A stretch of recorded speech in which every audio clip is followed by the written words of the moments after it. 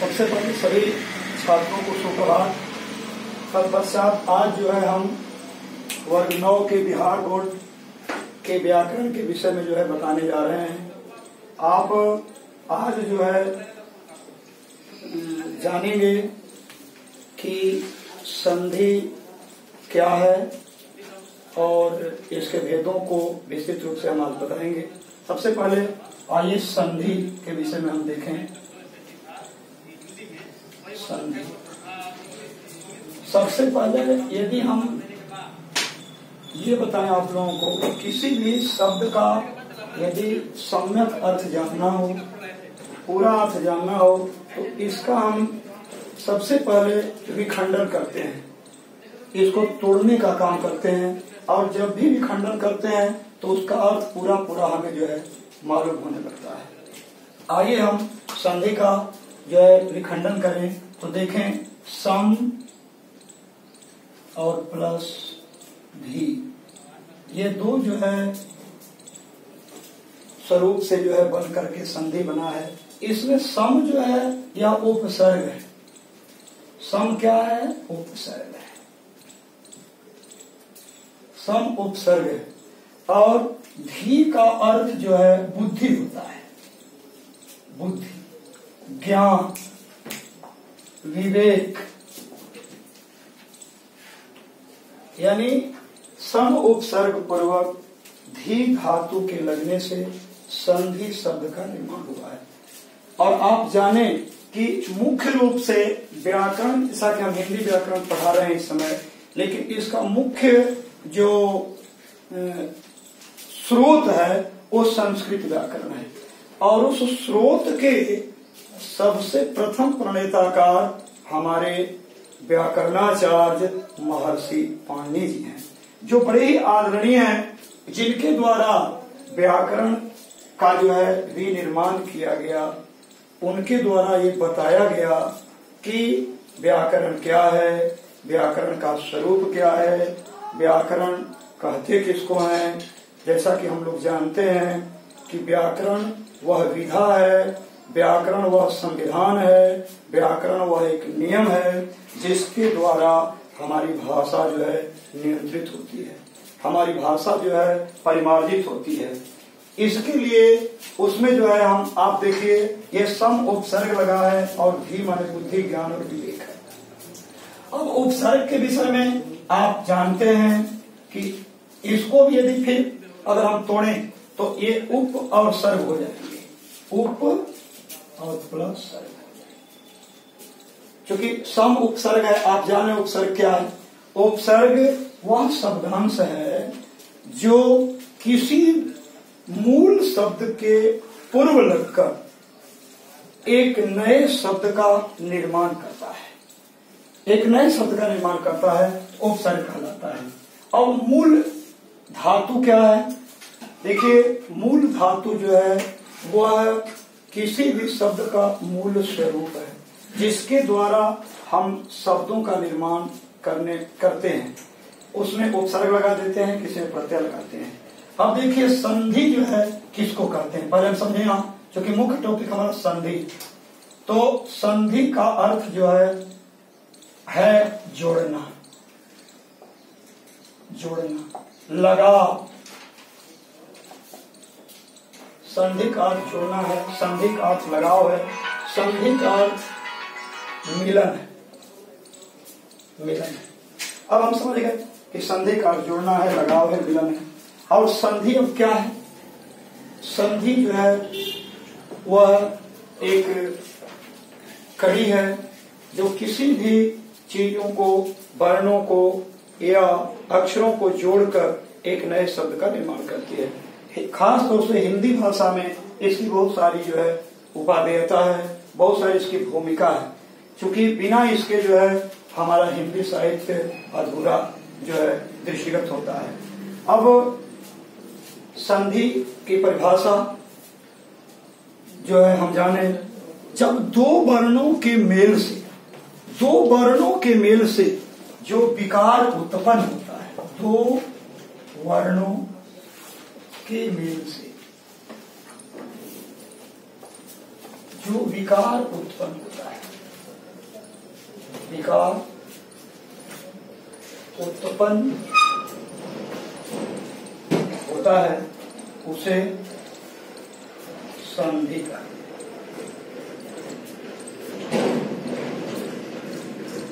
संधि कहते हैं। दो वर्णों के मेल से जो विकार उत्पन्न होता है उसे संधि कहते हैं। आप वर्ण के विषय में जानते हैं कि वर्ण जो है वह मूल ध्वनि है जिसका खंड टुकड़ा नहीं होता। वर्ण जो है दो रूपों में देखा गया है, वर्ण और अक्षर के रूप में। जैसा कि हम देखें यहाँ वर्ण का यहाँ देखो जिक्र कर रहे हैं बाबू, यहाँ वर्ण का हम जो है जिक्र कर रहे हैं कि वर्ण जो है वह अटूट है, वर्ण ब्रह्म है, वर्ण जो है सृष्टि करता है। इसलिए इन वर्णों के मेल से जो विकार अब आपके पास आपके दिमाग में एक बात कौंधेगी कि विकार क्या है, तो इसे भी हमें समझा देना आवश्यक है। विकार का अर्थ होता है सृजन। विकार का अर्थ क्या होता है? सृजन। सृजन। विकार का अर्थ होता है निर्माण। यानी विकार जो है एक सृजन करता है, एक निर्माण करता है। यानी विकार उत्पन्न करना। हालांकि अगर हम दूसरे साइड में देखेंगे व्याकरण को छोड़ करके यदि हम हिंदी साहित्य में जाएंगे तो विकार का अर्थ विकृति होता है।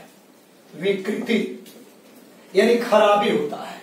जैसे आप सुने होंगे उदर विकार, मस्तिष्क विकार, ये विकार जो है वहां विकृति के अर्थ में लगेगा, लेकिन यहां नहीं लेंगे। यहां ग्रामर में इसका अर्थ जो है हम लेंगे केवल सृजन और निर्माण में।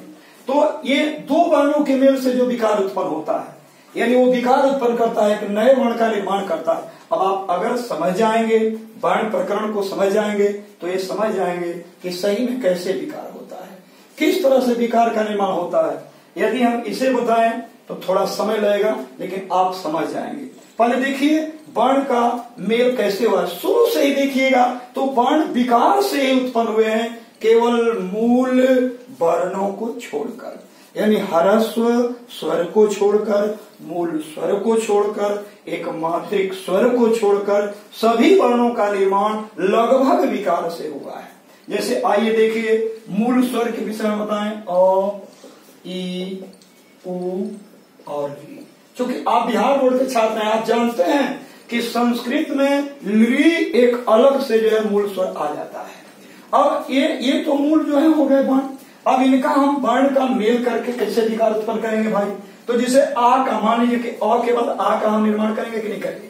तो देखिए अ और प्लस अ करेंगे तो क्या हो गया? आ हो गया ना। तो आ क्या है? ये अ और अ का मेल से एक नया वर्ण बना है जिसे हम आ कहते हैं। और जैसा कि आप जानते हैं यही संधि है और यही विकार है इसका, यही संधि है, यही विकार है और इसी विकार के कारण आ का निर्माण हुआ है। तो इस तरह से हम ये चीज हर वर्ण पर लागू होगा।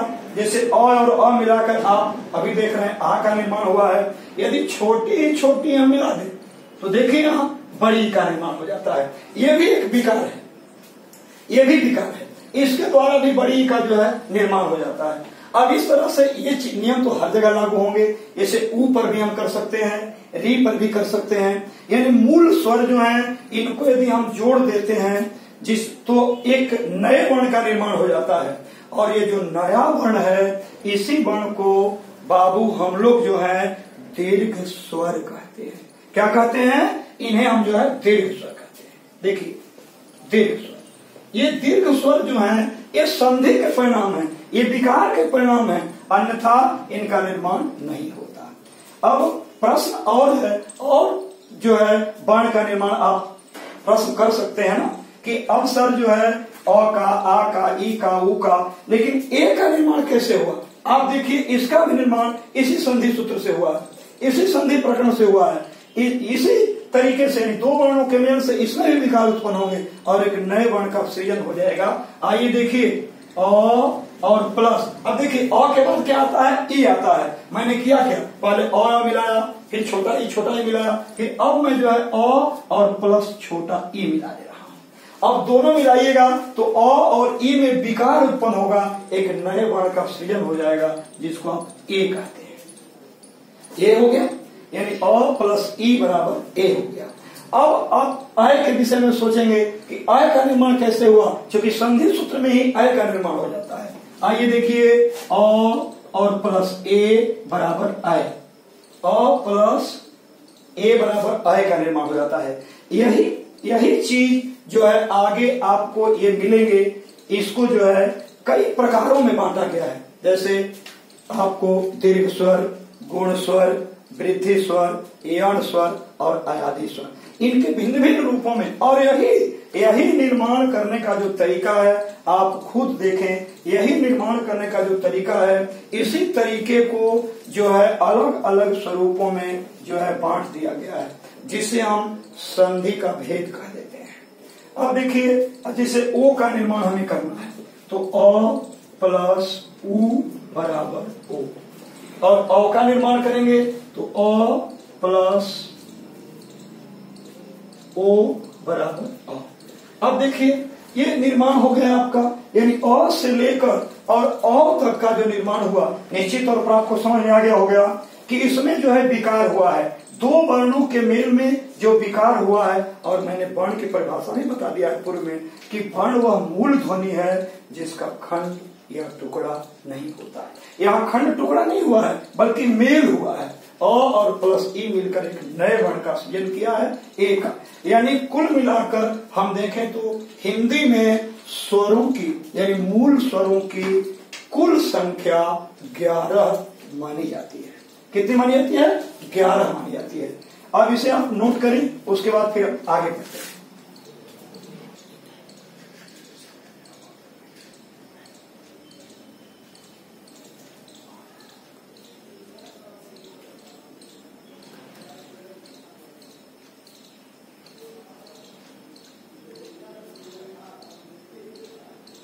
कर लिया आप लोग। अब जो है आगे हम बढ़ते हैं, इसके विषय बताएं आप लोगों को। चूंकि आप सबों के मना मस्तिष्क में एक चीज आएगी कि सर ने बड़ी सरलता के साथ जो है यह बताया है कि संधि, और संधि के ही कारण जो है वर्णों का निर्माण भी हुआ। आपको दो जो है वर्ण बच जाते हैं जिसको आप आमतौर पर पढ़ते हैं, जिसे हम अंग और अह कहते हैं, और अह कहते हैं। बच्चों में जिज्ञासा होती है अंग और अह को क्या कहते हैं। आप जानिए, इसको जो है पहले हम संधि करें। इसमें भी विकार उत्पन्न होता है, अ प्लस न और और प्लस। ये जो है इनको जो है हमारे व्याकरण के विद्वानों ने अयोगवाह कहा है। अयोगवाह क्या है? अयोग का अर्थ होता है योग्यता रहित, योग्यताहीन, यानी उसके पास वह दक्षता नहीं, वह क्षमता नहीं, वह स्वरूप नहीं जो स्वर का जो है स्वरूप ले ले या व्यंजन का स्वरूप ले ले, इसलिए से अयोगवाह कहा जाता है।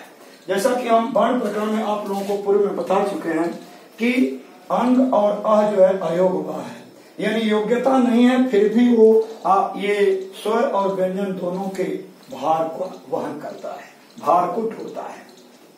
अब जो है हम बताएं कि संधि तो आपने समझा, और विच्छेद समझेंगे, विच्छेद किसको कहते हैं। अभी हमने बताया कि दो वर्णों के मेल से जो विकार उत्पन्न होता है उसे हम संधि कहते हैं, यानी संधि का अर्थ जोड़ना है। अब विच्छेद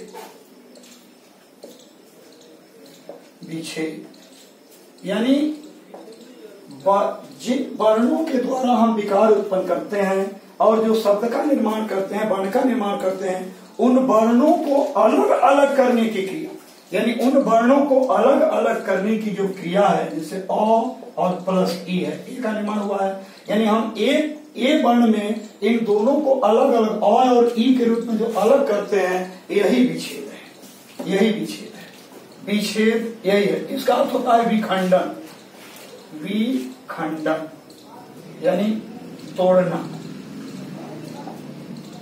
तोड़ना। इसको जो है विच्छेद का अर्थ होता है विखंडन करना या तोड़ना। अब आप लोगों को समझ में आ गया है कि संधि क्या है और विच्छेद क्या है, यानी वर्णों को अलग अलग करने की प्रक्रिया को जो है हम विच्छेद कहते हैं। अब आइए हम देखें कि संधि जो है कि मुख्य रूप से कितने भेद होते हैं। संधि जो है मुख्य रूप से इसका 3 भेद होता है। संधि के 3 भेद।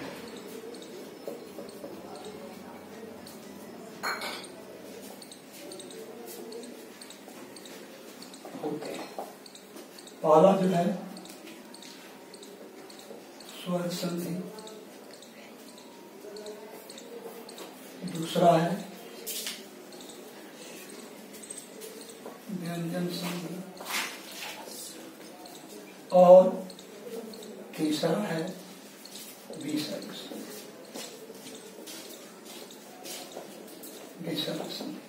अब आप लोगों को देखिए, अब जो है स्वर संधि, व्यंजन संधि और विसर्ग संधि। ध्यान रहे, यदि आप व्याकरण पढ़ते हैं तो दिमाग में रखें, जब भी किसी चीज, यदि हमने 3 भेद लिखा है, तीनों भेद में जब लास्ट भेद लिखना होता है, चाहे वो 3 प्रकार हो, 2 प्रकार हो, 4 प्रकार हो या 5 प्रकार हो, तो उसमें जो है हम और लगा देते हैं, क्योंकि और लगाने से पता चलता है कि हमारा अंतिम जो है वो टॉपिक लिखा जा रहा है उस भेद का, ये क्लियर हो जाता है। इसलिए जानना बड़ी जरूरी है। बहुत छात्र ऐसा करते हैं कि लिखते हुए इसे छोड़ देते हैं और इसकी अहमियत को, इसकी अस्मिता को, इसकी गुणवत्ता को नहीं समझ पाते हैं। तो इसलिए जो है, आइए हम आज चर्चा करते हैं कि स्वर संधि किसको कहते हैं। तो स्वर संधि की परिभाषा जो है हम लिखने वाले जा रहे हैं। पहले इसको नोट कीजिए, स्वर संधि की परिभाषा।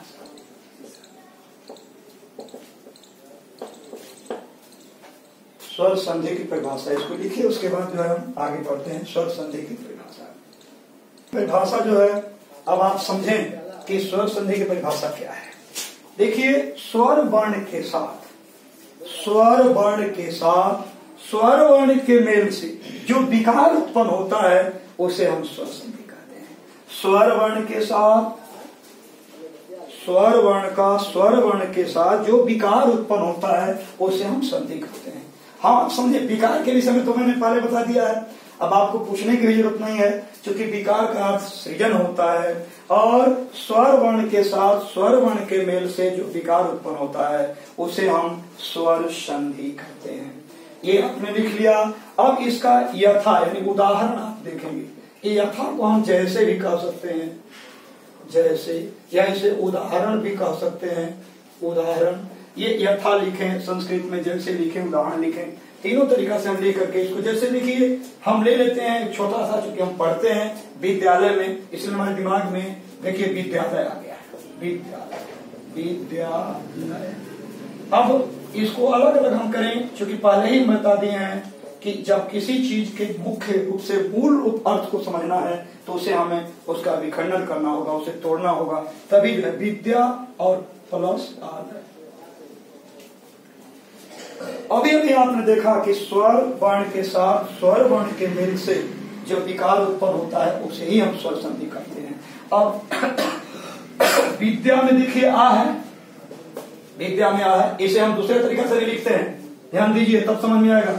वी प्लस विद्या, देखिए यहाँ विद्या हो गया, इसमें आ छिपा हुआ है कि नहीं छिपा हुआ है, तो इसका आ ले लेते हैं और इसके बाद वाला जो है देखिए आ ले लेते हैं, यानी आ और आ ये दोनों जो है मिलकर, ये स्वर है कि नहीं, आ भी स्वर है, ये भी स्वर है, और दोनों मिलकर एक तीसरे वर्ण का निर्माण करता है, आ का निर्माण करता है।